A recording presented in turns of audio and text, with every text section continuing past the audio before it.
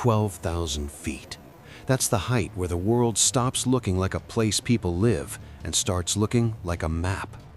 For Private Elias Thorne, it was supposed to be a routine jump, a check-the-box exercise.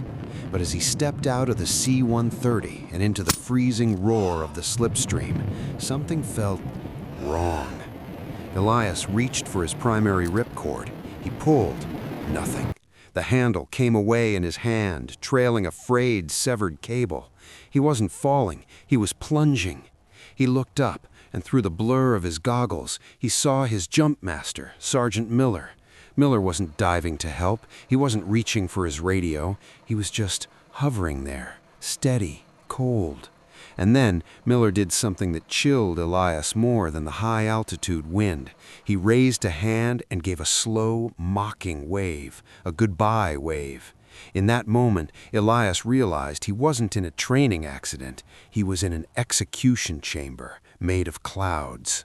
Before we begin, make sure to subscribe to Legacy of the Brave so you never miss these true tales of courage. And tell us in the comments, where are you watching from today? To understand why a decorated war hero would want a rookie dead, we have to go back 3 months. Sergeant First Class Silas Miller was a legend at Fort Bragg. Silver Star, 3 tours in Iraq, a chest full of ribbons. He was the kind of guy posters were made of. But legends often have shadows. Elias was a straight arrow kid. He believed in the code. That was his first mistake. One night, while pulling extra duty at the fuel depot, Elias saw something he wasn't meant to see. A civilian tanker truck, lights off, being filled with thousands of gallons of military-grade JP-8 fuel. And standing there, clipboard in hand, was Miller. It was a black market ring, simple, dirty, and worth millions. Miller saw Elias that night. He didn't yell, he didn't threaten. He just smiled, that jagged, wolf-like smile, and said, "Thorne, you're a hard-working kid. I think it's time we get you up in the air for some advanced jump training, just you and me." In the Army, when a legend offers to mentor you, you say yes, even if your gut is screaming that you're walking into a trap. Elias started digging. He spent his nights in the base library and talking to Pops, a retired rigger who'd seen 40 years of jumps. Pops told him a story that wasn't in the official records. Over the last 5 years, 3 other problematic recruits under Miller's command had died in freak equipment failures. Static line snaps, reserve malfunctions, pilot errors, all ruled accidental. Miller was a ghost. He knew exactly how to cut a cord so it would hold for the first 5 seconds of a jump, but snap the moment the wind resistance hit terminal velocity. Elias knew he couldn't just go to the MPs. Miller had friends in high places, captains, majors, people getting a cut of the fuel money. He needed proof. So the night before the jump, Elias did something insane. He snuck into the rigging shed with a thermal micro camera.